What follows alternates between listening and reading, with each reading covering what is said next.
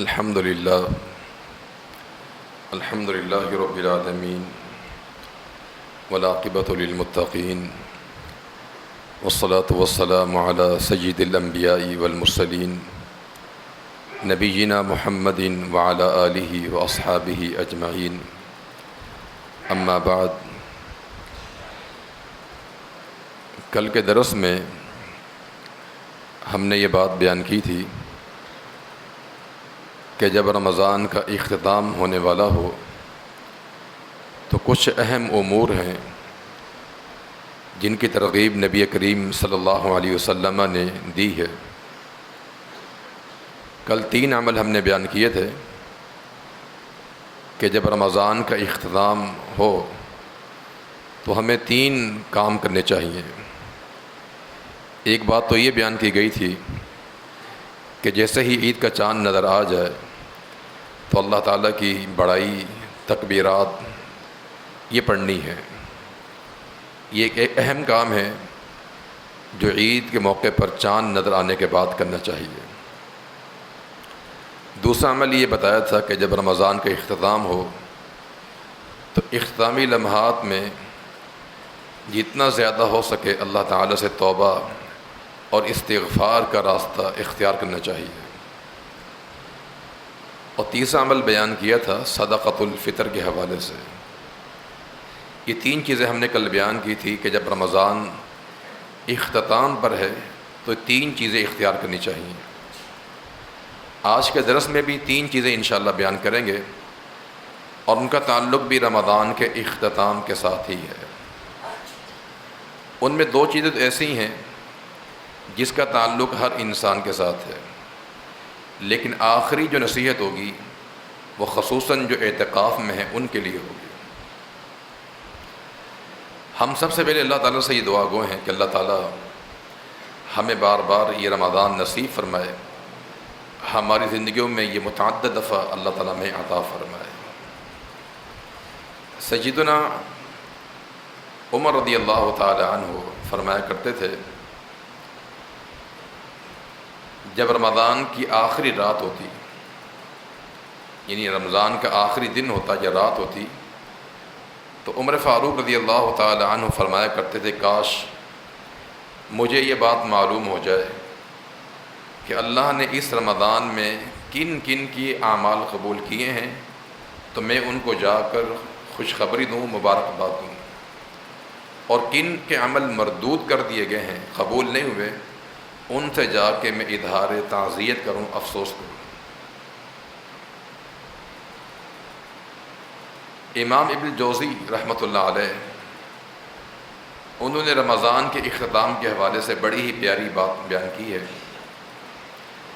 وہ فرماتے ہیں کہ آپ نے کبھی دیکھا ہوگا جب گھوڑے کی ریس لگائی جاتی ہے اور ریس کے دوران جب اختتامی لمحات آتے ہیں تو گھوڑے کی رفتار میں تیزی بڑھ جاتی ہے تاکہ میں ریس جیت سکوں۔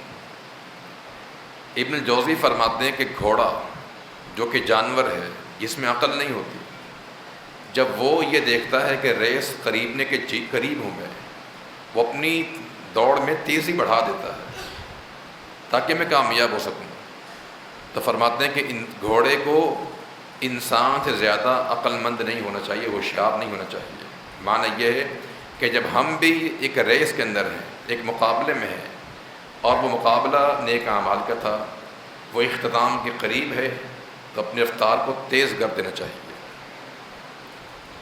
اگر ایک انسان رمضان کا استقبال اچھی طرح نہیں بھی کر سکا تو کم از کم اختتام اچھے انداز سے کرنا چاہیے۔ یہ بڑی عمدہ بات کی ابن جوزی رحمۃ اللہ علیہ نے گھوڑے کے تعلق سے کہ وہ اختتام کے قریب جب آتا ہے ریس بڑھا دیتا ہے۔ تو یہی مثال ہماری ہے میرے پاس کہ ہم بھی رمضان کے بالکل اختتامی لمحات پر ہیں۔ آج بھی چاند نظر آ سکتا ہے، کل بھی نظر آ سکتا ہے، تو لہٰذا ہمیں اپنی رفتار مزید بڑھا دینی چاہیے نیک اعمال کے اندر، تاکہ اگر ہمارا آغاز صحیح نہیں بھی ہو سکا تو اختتام کیا ہے، صحیح ہو جائے۔ تو 3 نصیحتیں انشاءاللہ وہ کریں گے بڑے اختصار کے ساتھ۔ پہلی نصیحت یہ ہے کہ جیسے ہی ہمارا رمضان ختم ہو جائے تو ہمارے دل میں کسی قسم کا غرور، کبر، یہ دھوکہ نہیں آنا چاہیے کہ ہم نے شاید رمضان میں روزے رکھ کر کوئی بہت بڑا تیر مار لیا ہے. یہ چیز نہیں آنی چاہیے، بلکہ دل میں اللہ کا خوف ہو اور اللہ تعالیٰ کی رحمت کی امید ہو. چونکہ ہم نے بحمد اللہ، اللہ کی توفیق سے ماہ رمضان کے اندر نمازیں پڑھی اور روزے رکھ رہے ہیں، قرآن کی تلاوت کی ہے، رمضان کا قیام کیا ہے، اللہ سے دعائیں بھی کی ہیں، صدقہ خیرات بھی کیا ہے، زکوٰۃ بھی نکالی ہوگی. یہ تمام ہم نے اعمال اس ماہ رمضان میں ادا کیے ہیں. لیکن مومن ان تمام نیک اعمال کے باوجود کسی قسم کے دھوکے میں نہیں آتا. وہ یہ نہیں سمجھتا کہ میں نے کوئی پہاڑ سر کر لیا ہے، بلکہ اس کے دل میں ایک اندیشہ، ایک خوف ہوتا ہے کہ اللہ تعالیٰ کو معلوم ہے کہ میری نیکیاں قبول ہوئیں یا نہیں ہوئیں. تو یہ فکر دامن گیر ہونی چاہیے انسان کہ عمل سے کہیں زیادہ اہتمام اس چیز کا ہو کہ میری یہ نیکیاں اللہ کی بارگاہ میں قبول ہوئیں یا نہیں ہوئیں. ہمیں اس کی فکر ہونی چاہیے. کبھی کبر میں، گھمنڈ میں یا غرور میں آنے کی ضرورت نہیں ہے، بلکہ کوشش یہ کریں کہ اللہ تعالیٰ کی جناب میں یہ ہماری نیکیاں قبول ہوئیں یا نہیں ہوئیں. یہ ہمیں رمضان کے اختتام پر یہ چیز سوچنی چاہیے. قرآن مجید میں اللہ تعالیٰ نے اہل ایمان کے جہاں اوصاف بیان کیے ہیں، وہاں ان کی صفت بیان کی ہے کہ والذین یؤتون ما آتوا وقلوبہم وجلہ انہم الی ربہم راجعون، کہ اہل ایمان وہ ہیں جو اللہ تعالیٰ کے راہ میں دیتے ہیں لیکن ان کے دل ڈر رہے ہوتے ہیں کہ انہوں نے اپنے رب کے پاس لوٹ کر جانا ہے.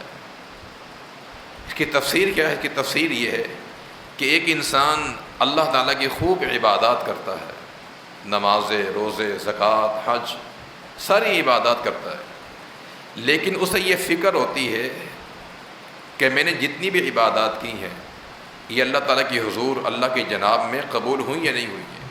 اس بات کا انہیں اندیشہ لگا رہتا ہے. یہ اہل ایمان کے اوصاف، اہل ایمان کی صفت ہے کہ اپنی نیکیوں پر بجائے اترانے کے، تکبر کرنے کے، اللہ سے قبول کروانے کی پوری کوشش کرتے ہیں. ان کے دل میں ڈر ہوتا ہے کہ اللہ جانے ہماری یہ نیکی اللہ کی بارگاہ میں قبول ہوئی یا نہیں ہوئی ہے. کہیں ایسا نہ ہو کہ اللہ کی بارگاہ میں قبول نہ ہو اور ہماری ساری محنت ضائع اور بیکار ہو جائے. تو لہذا ہمیں ایک چیز تو یہ سوچنی رمضان کے اختتام پر کہ ہماری نیکیاں اللہ کی بارگاہ میں قبول ہوئیں یا نہیں ہوئی ہیں. یہ اندیشہ، یہ فکر انسان کو دامن گیر رہنی چاہیے. دیکھیں علماء سلف کے بارے میں آتا ہے کہ وہ رمضان کے مہینے سے آنے سے پہلے 6 مہینے اللہ سے دعائیں کرتے تھے کہ یا اللہ ہمیں رمضان عطا فرما دے. 6 مہینے قبل. اور جب رمضان کا مہینہ وہ پا لیتے تو پھر 6 مہینے مستقل ان کی یہ دعائیں کہ یا اللہ ہماری نیکیاں قبول فرما دے. یہ رمضان کا مہینہ شروع ہوا تو رمضان کا مہینہ، شوال کا مہینہ، ذوالقعدہ، ذی الحجہ، محرم اور صفر، یہ 6 مہینے مسلسل علماء سلف، صحابہ، تابعین اللہ سے دعا کیا کرتے کہ یا اللہ رمضان میں جتنی بھی ٹوٹی پھوٹی عبادات ہم نے کی ہیں انہیں قبول و منظور فرما دے. 6 مہینے صرف دعائے قنوت میں نہیں، یہ وتر کی نماز میں نہیں، 6 مہینے تک یہ دعائیں کرتے ہیں. فضالہ بن عبید رحمۃ اللہ علیہ فرماتے ہیں کہ اگر مجھے معلوم ہو جائے کہ اللہ نے میرا ایک ذرہ عمل قبول کر لیا، ذرہ، کوئی نماز نہیں، ایک ذرہ نیکی قبول کر لی ہے، تو فرماتے کہ یہ چیز مجھے محبوب ہے دنیا اور جو کچھ دنیا کے اندر ہے. کیوں؟ قرآن نے کہا انما یتقبل اللہ من المتقین، اللہ تعالیٰ متقین کی نیکی قبول فرماتا ہے. تو نیکی کی قبولیت جو ہے یہ بہت ضروری ہے. ایک خاتون اللہ کے نبی کے پاس آئی، اس نے کہا اللہ کے پیغمبر، میرا بیٹا جس کا نام تھا حارثہ، جنگ بدر میں وہ شہید ہو گیا ہے. میرا اکلوتا بیٹا تھا، میرا وہ بڑھاپے کا سہارا اس نے بننا تھا، لیکن جنگ بدر میں وہ شہید ہو گیا ہے. اب اس دنیا میں میں تنہا ہوں، میرا شوہر بھی نہیں ہے، ایک ہی بیٹا تھا. اب اس خاتون کی فکر کیا ہے؟ کہا اللہ کے پیغمبر میرا بیٹا بندر میں شہید ہوا ہے، آپ یہ بتائیں کہ میرا بیٹا جنت میں ہے یا کہیں کسی اور مقام پر ہے؟ اگر تو جنت میں ہے تو پھر صبر بھی کروں گی اور اللہ تعالیٰ سے ثواب کی امید بھی رکھوں گی، اور اگر میرا بیٹا شہید ہونے کے باوجود جنت میں داخل نہیں ہوا ہے تو پھر میں ماں ہوں، ماں کی ممتا تڑپ اٹھے گی، مجھ سے برداشت نہیں ہوگا، میں صبر نہیں کر پاؤں گا۔ یعنی خاتون کی سوچ کیا ہے کہ بیٹا قربان کروایا ہے تو قربانی قبول ہونی چاہیے، اگر بیٹا بھی قربان ہو جائے قربانی قبول بھی نہ ہو تو سودا خسارے کا ہے، یہ خاتون کی فکر ہے۔ تو اللہ کے نبی فرمایا کہ یا ام حارثہ، اے حارثہ کی والدہ، انہا لجنان کثیرہ، اللہ نے جنتیں بہت ساری بنائی ہیں، وَإِنَّ ابْنَكَ أَصَابَ فِي الْفِرْدَوْسِ الْأَعْلَىٰ، اللہ نے تیرے بیٹے کو جنت الفردوس میں مقام عطا فرمایا، یعنی تیری بیٹے کی قربانی اللہ کے بارگاہ میں قبول ہو گئی۔ یہ خاتون کی فکر ہے، تو لہذا یہ فکر ہماری بھی ہونی چاہیے کہ ہم نے رمضان میں جو عبادات کی ہیں یہ اللہ کی جناب قبول ہوئی یا نہیں ہوئی ہیں، تو اس کے لیے کوئی غرور کوئی گھمنڈ نہیں آنا چاہیے، بلکہ انسان کو اللہ سے 6 مہینے دعائیں کرنی چاہیے تاکہ اللہ تعالی ہماری اعمال کو قبول و منظور فرما لے۔ یہ ایک نصیحت ہے رمضان کے اختتام کے حوالے سے،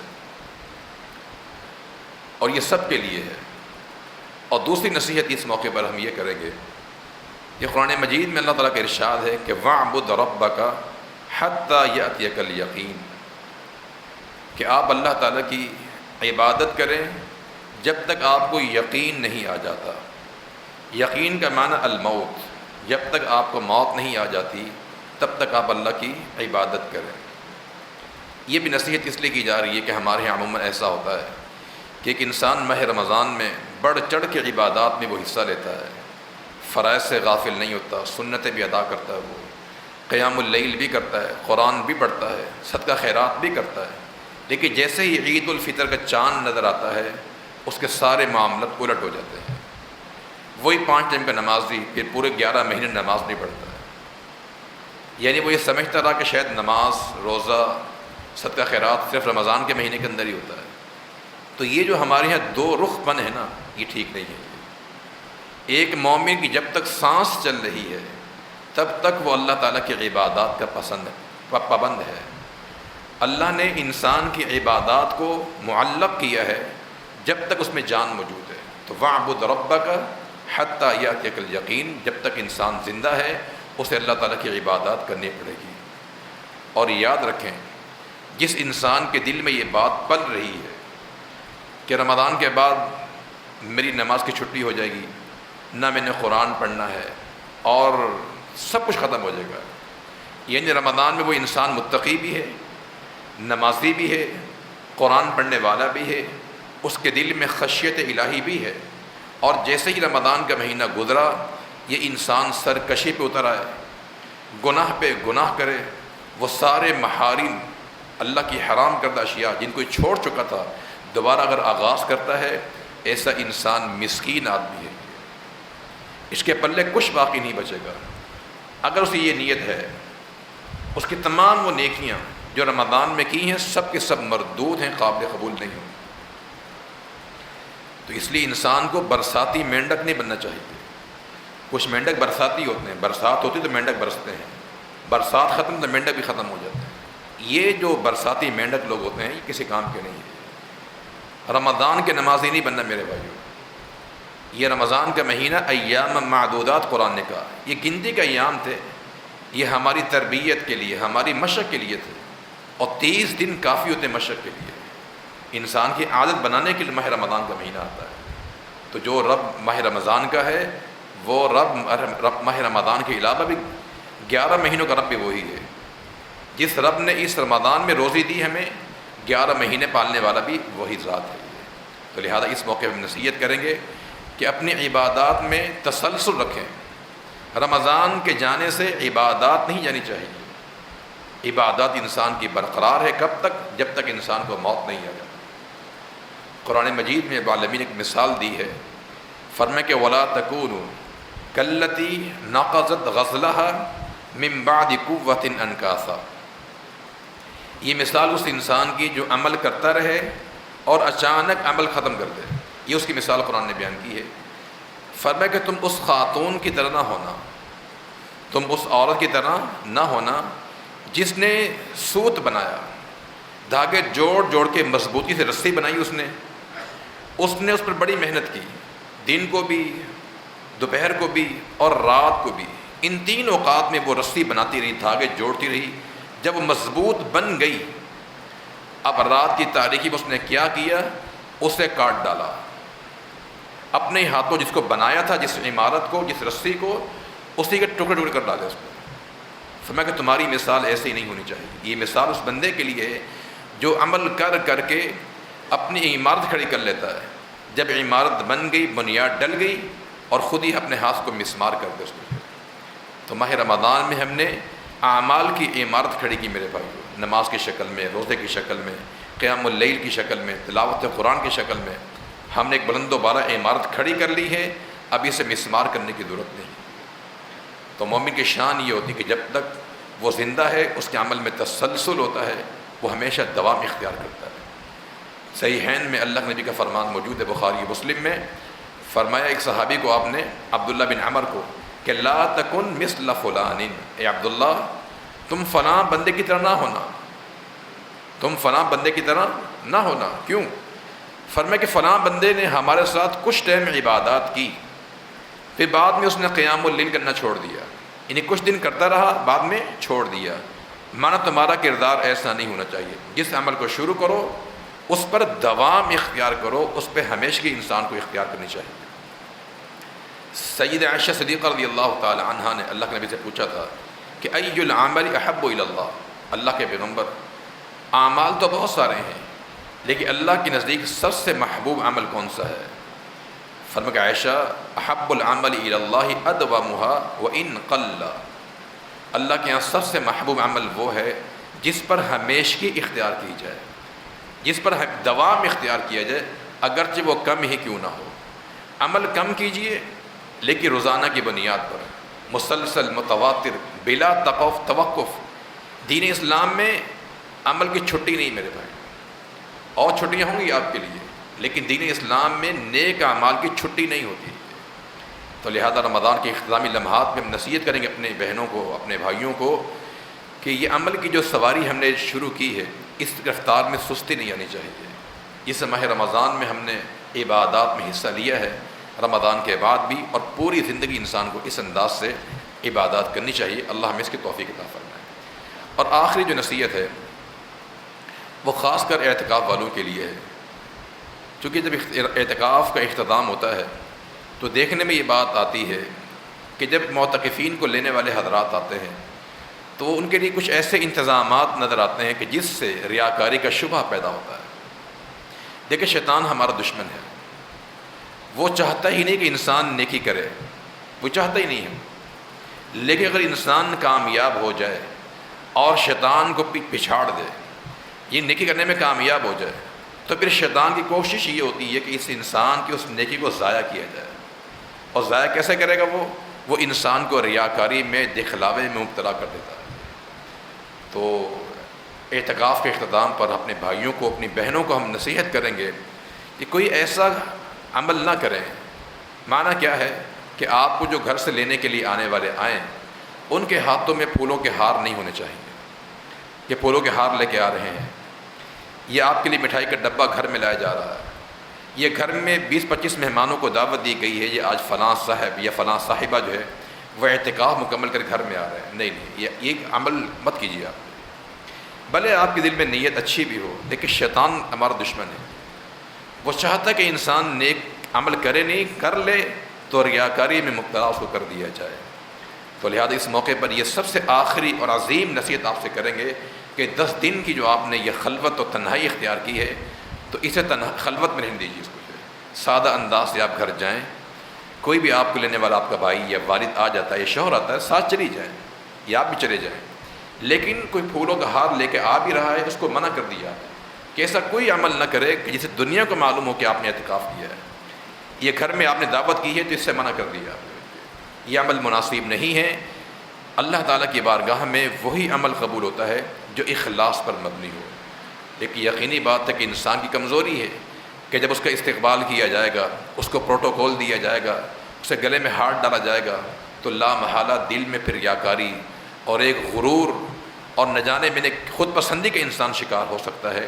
تو لہذا ایسی غلطی مت کیجیے، آپ سادہ انداز سے اعتکاف ختم کریں اور اللہ سے دعا کریں کہ اللہ تعالیٰ یہ ہمارا جو رمضان کا جو مہینہ ہے یہ گزشتہ تمام رمضان کے مہینے سے بہتر بنا دے، اور اللہ تعالیٰ ہمیں بار بار یہ ماہ رمضان کا مہینہ عطا فرماتا رہے۔ ہم نے جو بھی عبادات کی ہیں اللہ تعالیٰ تمام عبادات کو قبول و منظور فرما لے، اور اخلاص کی نعمت سے اللہ تعالیٰ ہمیں مالا مال فرما دے۔ وصلی اللہ وسلم علی نبینا محمد وعلی آلہ واصحابہ اجمعین برحمتک یا ارحم الراحمین۔